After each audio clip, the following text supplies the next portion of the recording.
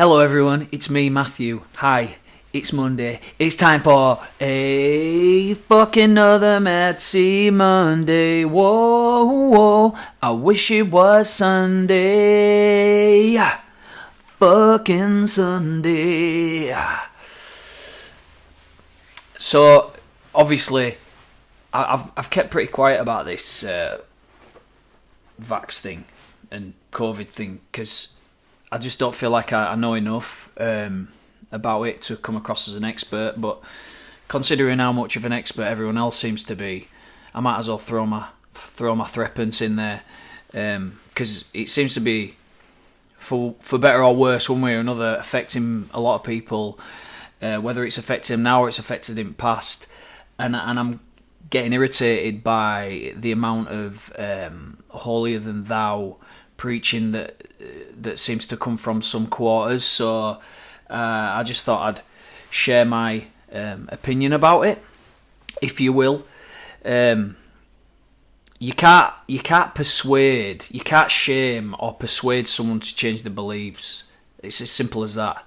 And in a nutshell, the vaccination stroke COVID thing, as weird as this is, it's become tribal. It's more of a tribal thing. Anti-vax, for example, it's a tribal decision. It's not always a scientific decision. 99.9% of the time it's not. I'm sure you'd agree. I've got some notes so I don't fluff my lines. But the best way to get the most information, to learn something comprehensively, is to listen and learn, okay? Because there's so many different perspectives, there's so much information, so the more that we learn and the different perspectives that we have, the more we're going to know or going to get to somewhere near the centre of the truth of something, right? And often we don't like to get different perspectives because it's just an ego thing. We don't like our egos to be hurt. We like to think we're right. So we spend a lot of time in echo chambers, hanging around with people similar to us, who have a similar perspective to us. Politics, sport, and even religion, these things are tribal, right? The people have deep-seated beliefs with these things, and you don't, other than sport, you know, there used to be this working class thing, don't talk about politics around table. There's a lot of stuff going on with social media and in news and in workplaces. You don't speak about religion because it's you're basically talking about someone's deep-seated beliefs. So if you offend someone, you know, it can cause problems. And it boils down to, it's just an us and them thing. They're not like us. We're right, they're wrong. We're different to you. You're different to us. It's tribal. That's the way I see it. But for the first time in history, from what I can see, is that biology and virology and chemistry, they're becoming tribal. But they can't become tribal because they're factual. It's like ones and zeros. It's a yes or a no. It's a right or a wrong. If you do this, then this happens. It's factual. It's science. You can't be tribal about that because that's the actual truth, right? And most of us, especially at the beginning when COVID came around, it's guesswork. People who are spouting all this knowledge off. And there are some people who share some really good stuff, from some really good sources. You know, one or two people I have like having some debates with, but really it's guesswork. Most people don't really know what they're talking about, and time will tell over the long run whether one opinion was right over another. But it's not now because we don't know enough yet, although we're starting to. And the people who are spouting bullshit, it's like, you know, it's like smokers. People who smoke know lots of other smokers. You surround yourself with people a bit similar to you. I don't really know that many smokers. I happen to know a lot of people who've been vaccinated as well. Although I know a lot of people haven't been vaccinated, but typically people surround themselves with people who have a similar outlook on life to them, and it's not conducive to gathering all the information that you need. There's this vaccination agenda, whether it's to get the vaccination or to not get it, but shaming someone else into trying to take your perspective, yeah, Ben Westwood, it's groupthink. It is groupthink. It's powerful. It's one of the most powerful things that humans do. It's one of the reasons why we're so powerful. But it's such a part of us that it sometimes can be our downfall as well, can groupthink. And trying to shame someone into having the same belief as you. You see this a lot on social media. I see this so much with, anti-vaxxers or whatnot, whatever you want to call them, calling people sheep and all that, and trying to shame people into not having it. It just ain't going to work. And vice versa. People who believe that everyone should be vaccinated, trying to shame anti-vaxxers by ridiculing them for being thick and all this lot. That's not going to work. It's like persuading someone to change their allegiance to a sports team. No one's going to persuade me to support Liverpool because I'm a Man United fan. Sorry to tell you. It's just because it's tribal. It's almost impossible to do. But if your goal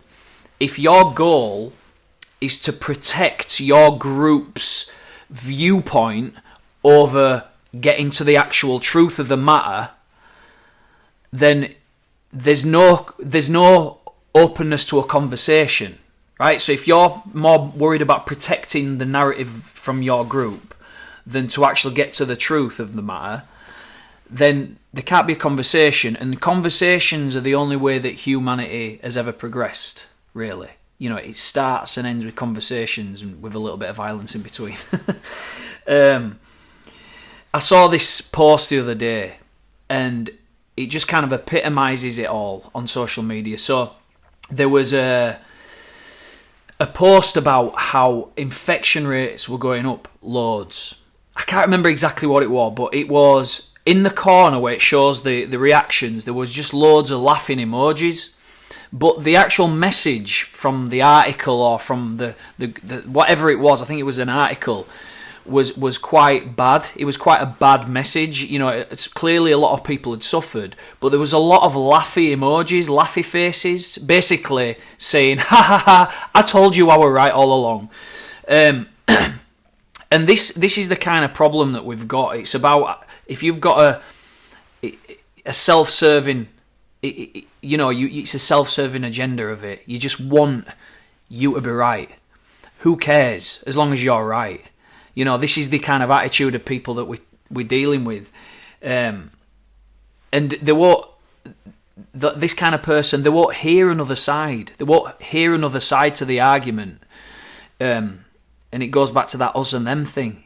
It's an echo chamber. They're emotionally so weak that they can't handle a different perspective on what they think and say.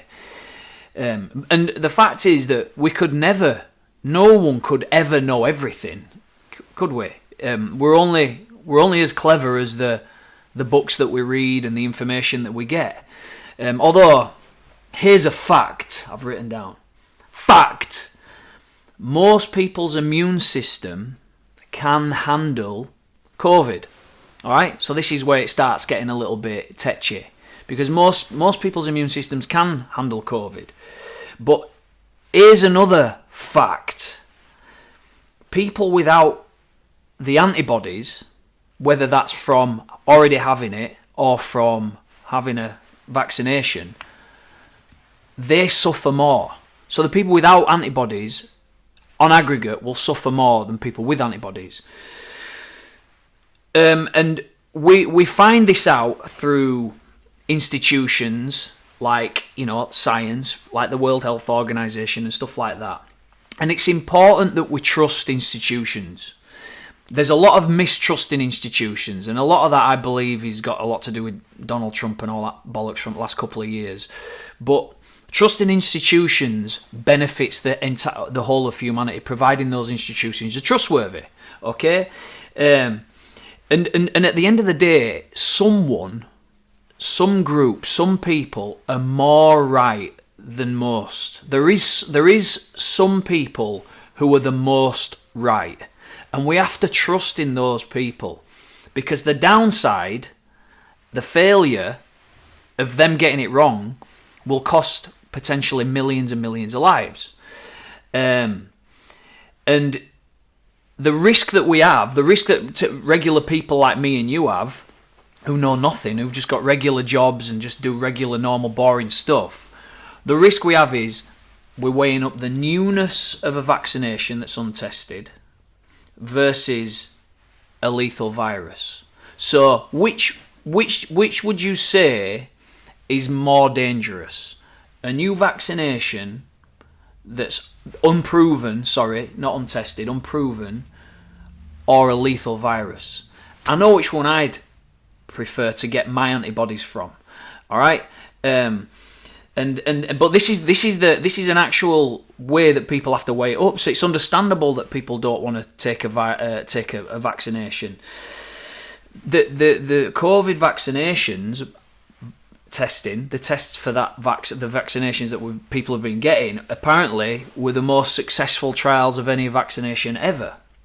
Now, when you talk like this, when you say these kind of sentences and words, it typically triggers anti-vax people. All right, it triggers. It's like a trigger, and they might start turning off here. Oh, fuck this! I'm not listening to another word of this. And that kind of that's an example of what I was talking about earlier on. It's important that you know and you learn as many perspectives as possible, right? The problem we have is, as regular folk, we're so used to politicians and cult leaders lying from the pulpit of these institutions that we're supposed to trust, that we don't trust institutions all the time. And that is a massive problem that needs addressing. That's separate to this conversation. But science doesn't lie. And it's important that we trust science. And just to give an example of why we trust it and why you would still trust it, if your child falls ill, you're not going to go to a social media influencer to ask them what to do, are you? You're not going to go to your next good-looking anti-vaxxer who's read some articles and ask them what to do if your child falls ill. You take them to the hospital, you take them to the experts, and you take them to the doctors. But I can empathise with people who are anti-vax. At the end of the day, they're choosing to not have it because it's a risk. It's a risk calculation. They're making a calculation based on the information that they've got, that they've had. When does science get skewed like China? But yeah, so Ben, what you're saying, Ben, is what you're saying there is when does science get skewed like Chinese whispers by politicians? Yeah, when they're feathering their own nest. But the actual scientists, the ones who are actually doing the tests and sharing the data, they don't lie, but statistics can be manipulated and fit into a narrative, and that's what politicians and cult leaders do in it, and that's the problem we have. But there's certain statistics that do come out that are unequivocal, and they're the ones that you've just got to sort of hold on to. Anyway, I've lost my place now. God, listen, I've got a little bit of ADHD, so I can't follow what I was thinking and then change really quickly. That's just the way I am. Sorry. But I was anti-vax, right? And it boils down to, I think, a mistrusting the man. You know, the man out there, the man who's trying to make your life more difficult, the man, the politicians, the leaders, the people who control our lives. I think that anti-vax is sort of goes arm in arm with a mistrusting the man. And I don't know where that was born. Maybe some kind of mistrusting your parent. Maybe your parenting weren't as effective as it could have been, the way that you were parented. I don't know. There's probably something deeper there. But remember, the whole point of all of this, the whole point of the conversations we're having now and the posts that people will do and all that, it's getting the quickest way to having antibodies in the most amount of people. All right? So whether it's through vaccination or through virus, the most amount of people have antibodies as quickly as possible. And you get this on social media. I've had this a load on Facebook and stuff like that. You'll get a 19-year-old, let's just say a 19-year-old lad. He's fit, he's healthy, he's unlikely to hardly even feel any symptoms of COVID whatsoever. Okay, but then you've got Granny who's 70, and she might likely die if she gets it. Maybe not so much now in this second wave and people are getting vaccinated because there's a little bit more herd immunity around. But the difference is the young person versus the old person. And is it tyrannical? Which is more tyrannical? Forcing a 19-year-old to get a vaccination when he don't want one and none of his mates want one, and he's watched a few YouTube videos where some good looking people aren't having it either because they do yoga in California and eat avocados all day. Those people, is it wrong and more tyrannical to get those people to do a vax, or is it more tyrannical to get grandma who's 70 to stay in and live in a box for the rest of her days, just so that she don't catch any diseases and die? Which is more tyrannical? I don't know the answer to that. It's very difficult to even say what it is, and that's why it's so complex. But there's a problem with these narcissistic influencers who know fuck all, and I've noticed the people who are good looking who have this message, the anti-vax message, it gets passed by people who are good looking, seems to get spread a lot faster. It's just a little thing that I've noticed. I don't know what it is. But those people are dangerous because they don't know. They're just feathering their own nest. They're just being a leader of their own little fucking cult. That's all what they're doing. And they're in an echo chamber because I looked at some of the comments under these people's posts and it's like... it's like looking at the transcript of a QAnon rally. You know, it's just like loads of people talking about how much sheep everyone else is and blah, blah, blah, and it's just nonsense. Here's a fact.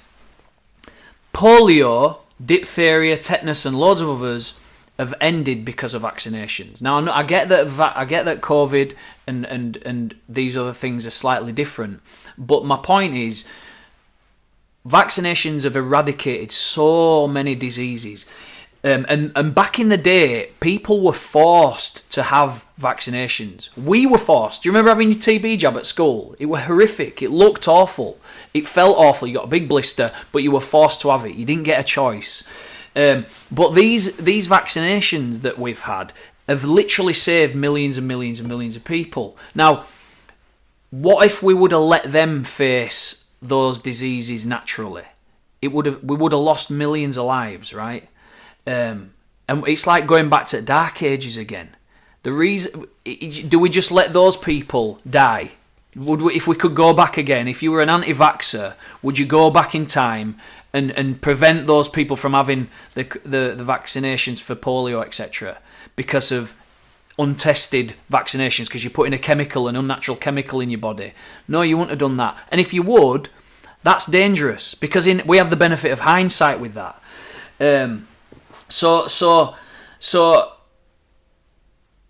Look, I don't like being forced to do anything. I hate being forced to do anything.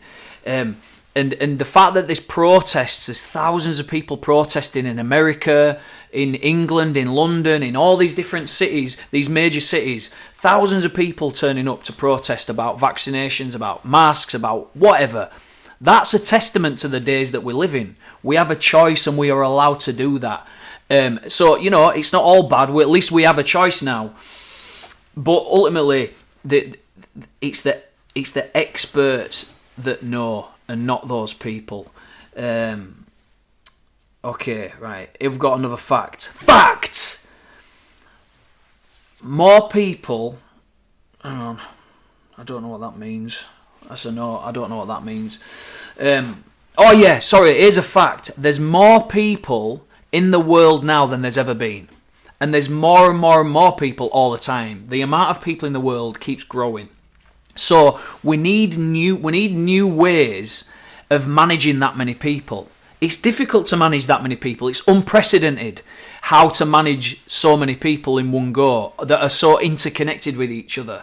And the stories that get fed and through these groups of people are complex. The world is complex, and our Homo sapien brain needs simplicity. And this is why we talk and think in stories, and we tell stories, and it's why we love books, and it's why we love films so much. And it's also why we love conspiracies so much, because they're a simple way of putting in a nutshell something which is far too complex for our brains to understand. And that's why conspiracies catch so much of a fire these days, just because they're a simple story. Remember when COVID first came out, there were 5G. Fucking 5G gave us COVID at first. Then it was to cover up Pizzagate, which is a lot of paedophiles in high power in America, and something to do with rich Jewish community. Then there were this lockstep conspiracy that they're trying to get us to wear masks so they can make us obedient, so they can just get us to stop doing anything we want whenever we want and make it totalitarian, a bit like North Korea. And then it were about covering up for contracts that the government was sharing between each other. Then it were about... Now it's the current thing is about the digital switchover, the cashless system and blah, blah, blah. And they're all somehow connected to each other. But it doesn't change the fact that life that you and me are both experiencing is better than it's ever been in the history of mankind. And there's not going to be ever a Garden of Eden again. We're not all going to be walking around naked with beautiful people, beautiful influencers, eating avocados, doing yoga and fucking each other. That world is not ever coming. I'm sorry.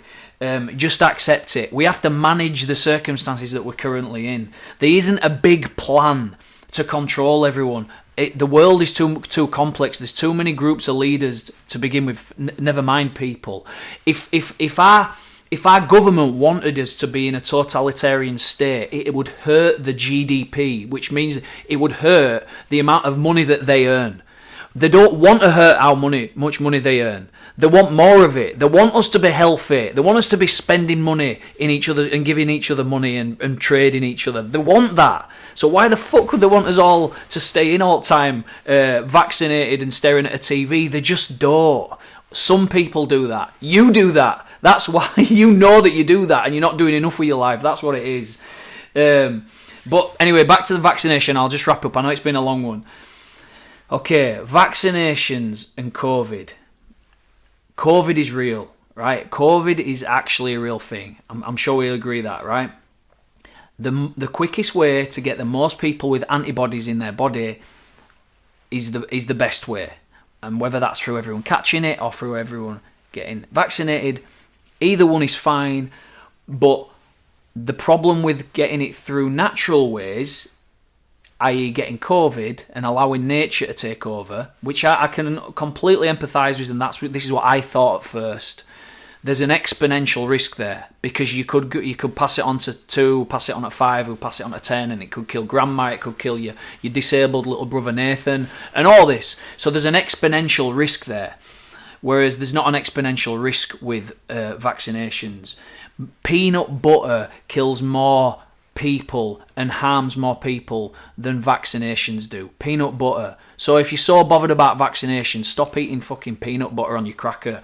But because at the end of the day, vaccinations are proven to save millions of lives. They save more people than they kill, and it's as long and short as that. If you've got a simple brain like me, it needs to be simple. Vaccines save more people than they kill. Anyway, thanks for watching. I love you, and I'll see you later on. Bye.